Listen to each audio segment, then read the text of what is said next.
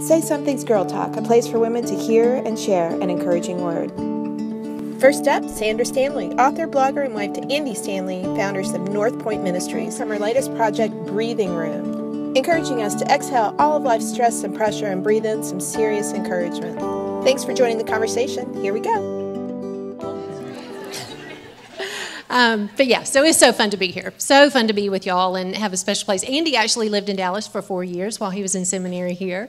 And so we drove by years ago, we were in Dallas and we drove by the seminary and he said, these were my people. These were my people. So, and I'm actually in the middle of doing DTS now. I'm about halfway through my master's at DTS, and that's been fun and quite the learning curve, as you can imagine. So anyway, that's been awesome. But I'm so glad to be here. And Kay asked me to talk a little bit about Breathing Room. And so I'm thrilled to do that. Breathing Room is a heartbeat message for me because I have a little bit of life now in the rearview mirror.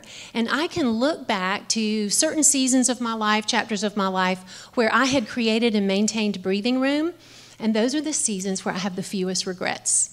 And I can also look back in the rearview mirror at 51 years of age and see some seasons and some times of my life where I didn't do that. And that is where most of my regrets lie. And what I have learned is I'm a better wife, I'm a better mom, I'm a better daughter, I'm a better sister, I'm a better just kind of human when I have created and maintained some breathing room in my life. And so for the sake of definition, breathing room is that space between our current pace and our limit. So if our limit is here and our breathing room is here, if our limit is here and our pace is here, then the space in between is our margin, it's our breathing room, it's that place where we have a little bit of room to take a deep breath. If my limit is here and my pace is neck and neck with my limit, I am one bad decision away from being in the danger zone, whether it's relationally, whether it's financially, whether it's using my time on my calendar, whatever. I'm really, really close to being in the danger zone. If my pace, if my limit is here and my pace is beyond it, I'm suffering. I'm probably very frustrated. I'm probably not being nice to the people around me. We've all been there. We know, quick to snap, all those things. So for the sake of definition, that's what I'm talking about when I talk about breathing room. And I'm not so naive as to believe that creating and maintaining breathing room in our lives is a magic bullet to solve everything and to make our marriages great and make our kids great and all that kind of stuff. But what I have learned is there are some practices, some principles, some processes, some boundaries that we can put in our lives, some things that we can apply that just make life go a little more smoothly. And so that's why breathing room is such a big deal to me. But what I want to talk about, though, briefly tonight has to do with breathing room, but it's really sort of a side message that kind of sort of an offshoot of breathing room, and it is our tendency to drift. So any kind of thing that we decide is important and we set some boundaries and we turn over a new leaf or whatever, we always have a tendency to drift away from it. Even when we develop that space between our pace and our limits, even when we, decide we're going on a new diet, whatever it is, we decide on certain things and it is just so easy to drift. Think about New Year's resolutions for one thing. We're always so great at having these amazing, intentions, and we're good for 4 weeks or 5 weeks or 6 weeks, but eventually it just dissipates and goes away, and we're kind of back where we started. So I think it's just a life principle.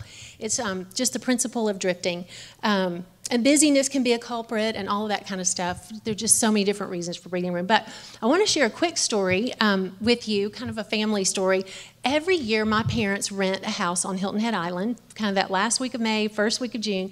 House on Hilton Head. My mom and dad rent this big house that's big enough for my mom and dad, my sister and her 2 kids, my brother and his 4, Andy and me and our 3, or sometimes more. We are foster parents, so we have kids kind of in and out sometimes. But so we all go to Hilton Head, and it really is my very favorite week of the year. It's kind of that week where we reconnect. And we have coffee time on the porch, so the adults are all, it's the one time that if I can sleep late, I don't want to sleep late because I don't want to miss anything. And I don't want my sisters and my mom and dad and all of them to be in there talking and laughing, and I'm not in there because I just don't want to miss anything. So we're all out there, every morning having coffee. Kids are still asleep. just laughing, all of our weird family stuff and, weird family and inside jokes and just all that, just reconnecting, being together. My parents live about 2 hours away. My brother and his family live there too in Middle Georgia, right in Dublin, Georgia. And Allison, my sister, and I both live in Atlanta. So it's just our connection week. And so that's always fun. The other thing about it that's fun, and y'all can steal this, it's a really great idea. A couple of years ago, my sister had this great idea that all of us, and the year that she decided, it was 8 years old to 80, she decided that all of us were going to take 5 minutes and do a little TED Talk, in the evenings. And you can choose whatever you want to talk about, whether it's just something you're interested in or something you're learning or a passion of yours. And so we all, from 8 to 80, had a 5-minute talk, and it was the greatest thing. It was the greatest thing. So even my little nephew got up and talked about hoverboarding. He had just gotten a hoverboard. So he got up and talked about hoverboarding. My dad, who was a Marine Corps, lieutenant colonel, talked about patriotism and the importance of the country. And we all just took 5 minutes, and it laid the groundwork for our whole week to be able to just connect with my nieces and nephews and know something that interests them. It was just it's a great idea. Such a great idea. So we do that on family vacation. We just laugh, talk, all that. But the thing about Hilton Head in May, I don't know if you have ever been to an East Coast beach, but Hilton Head in May is still cold. The water is still cold. Usually there's a wind, and typically once coffee time is over, everything is about the meals. So in between lunch and dinner, we find ourselves out on the beach. I am typically in a chair with about 4 beach towels, wrapped around like blankets, along with everybody else, all the adults. But the kids are in the water. They don't even feel it. And my dad rents surfboards, although there is no surf at Hilton Head Island. But we have the surfboards anyway. So there are surfboards, there are every inflatable thing, and Dad's got 4 pumps, because he's the Marine. He's got backups for everything, Mr. Eagle Scout and all that. So he's got backups for everything. And but the kids don't feel the water. They're out there on the surfboards, on the floats, doing all kinds of fun things, and don't even feel the water. But the interesting thing is, here we are, and we're on the beach, and we're looking at the kids, and then we get engrossed in whatever conversation we're having, and in about, just a minute or two, we look, and the kids are gone, and they're like 50 yards down the beach. And what happens, as on the coast of any beach, there's an undertow. There's this invisible, can't see it, can't feel it kind of phenomenon that's happening. And in just a few minutes, everybody is way, way down the beach. And so what'll happen typically is one of us will get up and go running down the beach. Now my kids are in their 20s, so they're under the blankets on the beach with us now. But all the nieces and nephews are still out there. So we go running down the beach, kind of waving our arms like maniacs, trying to get somebody's attention, and, one person will see us and get everybody else, and we pull them out and say, okay, we got to go back down, get back in the water in front of us. And so this is cyclical. It happens kind of for the whole day. And finally, we're brilliant people. We say, okay, we're going to set a marker. So see the big group of people under the blue tent. When you get to the blue tent, you're going to get out of the water, march back down with all your stuff, and get back in the water in front of us. So we set this marker for them down the beach, and they get up and they come running back up the beach. So finally, we've kind of got this thing under control, but it still happens. It's invisible. They can't see it. They can't feel it. And all of a sudden, they look up and they can see no family, but they see the blue tent. So it's their marker. And interestingly, as we said, this drift happens in life, too. It's not just the ocean. It happens in life. It happens to all of us. We just kind of wake up and realize we're somewhere we never thought we would be. And almost anything that has any real value in our lives, this principle applies. Anything that we're committed to, that we want to try to do better, that we want to try to do differently, this principle of drifting applies regardless of our great intentions. So I want you to think about it for just a second as it relates to three particular topics. And in the breathing room study, we talk about these 3 things as it relates to breathing room: our time, our finances, and our relationships. So I want you to think for just a second about breathing room as it relates to your time. An incredible opportunity comes along that is right in line with your passion and your calling, and you look at your calendar and your heart sinks because you know that you've already said yes to too many lesser things, and you're forced to say no to something that is right in your wheelhouse. You drifted as it relates to your time and your commitments. The second thing is your money, and I'm sure nobody can relate to this, but it's just kind of my own thing. You get that Amex bill in the mail, and you look at the balance, and a sense of panic overwhelms you because in the heat of some moments, you made some purchasing decisions you had previously decided you wouldn't. You had drifted in your finances. The third thing is in relationships. And maybe meddling now. Your daughter runs in the house after school needing your comfort because she has just experienced her first breakup.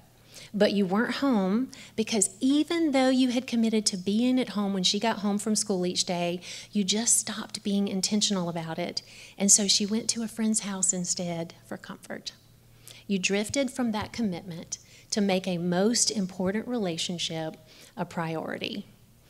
And those are all three very real things for me. Clearly, it was real easy for me to come up with some real life examples of those things. But drifting can be, and that doesn't seem so much of a big deal right on the surface, but drifting really can go to darker, deeper places really quickly. We've all been in situations, either ourselves or with somebody that we know, where you wake up and you get way down the beach and you go, oh my goodness, how did I get here? I never thought I would land here. And that is the power of the drift. That is the power of the drift.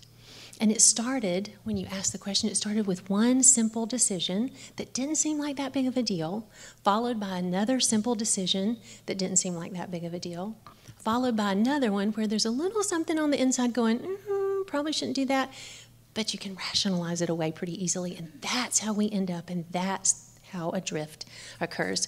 Ephesians 5:15 and 16 says, be very careful then how you live, not as unwise, but as wise, making the most of every opportunity because the days are evil. Be very careful then how you live, not as unwise, but as wise, making the most of every opportunity because the days are evil. And that verse, the Apostle Paul is talking to the people of Ephesus, to the Ephesians, and he's also talking to us. But in that environment and in that culture, he was talking to some people who had just come out of extraordinary, just difficult living. I mean, there was pagan idol worship, there was possible temple prostitution, there were all kind of things going on in that culture that were so counter to how a Jesus follower would behave, how Jesus follower would behave. So what Paul was saying to them is, stop living the way you used to live. And he actually starts that whole chapter in chapter 5 of Ephesians with, be imitators of God as dearly loved children. Stop living the way you used to live. You're going to live differently now because you're a Jesus follower now. And Paul tells them that, and he knows that it's going to be so easy for them to drift back in because that was the culture in which they were living. At the end of that verse, he says, because the days are evil. And when I used to read that verse, I would sort of skip over that because we know days aren't literally evil, and that just seemed kind of weird to me. But then I realized, if we're not careful, if we don't pay attention, if we sort of lift our feet and let the current of culture, even this culture, take us where it will, it doesn't take us in a good direction. If we just allow the current of culture to take us, it doesn't take us in a good direction. I think that's what Paul was saying to the Ephesians, because the days are evil. So you've got to be wise, not unwise. You've got to pay attention. You've got to make the most of your moments. And because the days are evil, it will take you a place where you don't want to be. And so as I thought about that, I thought, okay, Paul, that's great. None of us want to drift. We want to be wise. We don't want to be unwise. We understand our culture. We've seen what happens. So what do? How do we put feet on that principle of being wise and choosing wisely rather than unwisely? What does that look like? So I came up with 3 things that I just want to share with you real quickly that I think are 3 great defenses against the drift. And the first one is we set markers. Just like that blue tent on the beach with the people under it, we set some markers. We determine what our particular vulnerabilities are, and we figure out some markers to alert us that we are beginning to drift. A few examples of markers that I came up with. Listen to yourself for excuses, apologies, and rationalizations. Listen to yourself for excuses, apologies, and rationalizations, because when we're apologizing over and over and over for the same thing, clearly we have drifted. If we're rationalizing something that, 3 years ago we would have thought was a wrong thing to do, but we're trying to rationalize it, we are moving in a direction of drifting. So set some markers. Another marker, and this is a big one for me, notice inconsistency in your time alone with the Lord. Now, none of us want our quiet time or our time alone with the Lord to be something like a checklist. But the truth is, for me, if I get to day 3 without having my quiet time, it's time for me to ask myself a couple of questions. Has this just been a weird week? Maybe so. In that case, we're good. Let's get back to the quiet time.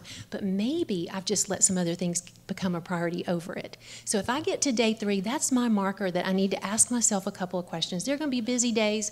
There are going to be busy weeks, all of that. But if I get to day 3, I know it's time to ask a question. It's a marker for me. Another idea for a marker is be aware when those fruits of the Spirit are running thin. Love, joy, peace, patience. Anyone? Patience, kindness, anyone? I just know that when I'm snapping at people quickly, when I'm just kind of in a chronic bad mood, there's a problem. And it's probably that I've drifted in an area, whether it's my breathing room or whether it's something else. So watch for those fruits of the Spirit running thin. The last idea for a marker is notice when you find yourself turning to artificial or dangerous things for comfort. Notice when you find yourself turning to artificial or dangerous things for comfort, whether it's over shopping, whether it's alcohol, whether it's movement toward an unhealthy relationship. Be careful and watch, because when those things start happening, even if you can rationalize it away, you may be on your way to landing in a place that you do not want to end up. So that's the first thing. In the defense against the drift, figure out some markers. Think about your own vulnerabilities. Think about the areas where you tend to struggle, and ask someone. Ask a best friend maybe if you can't identify your own, but I'm guessing that you probably can. The second defense against the drift is pray for discernment. Proverbs 27:12 says, "The prudent see danger and take refuge, but the simple keep going and suffer for it." About 30 years ago, Andy and I turned this proverb into a prayer, and we started praying, God, would you give us wisdom to see trouble coming and give us the courage to do something about it no matter what people think. And we have prayed that for our marriage. We have prayed that for our parenting. We have prayed that for our ministry. And we have just seen God answer that prayer request over and over and over as it relates to whatever category. And we tacked that no matter what people think on, because when you see trouble coming, it hasn't gotten there yet, and you respond to it ahead of time, people are going to kind of look at you like, what are you doing? Why are you doing that? And so we just ask God to give us the wisdom to see it coming, the courage to deal with it no matter what people think.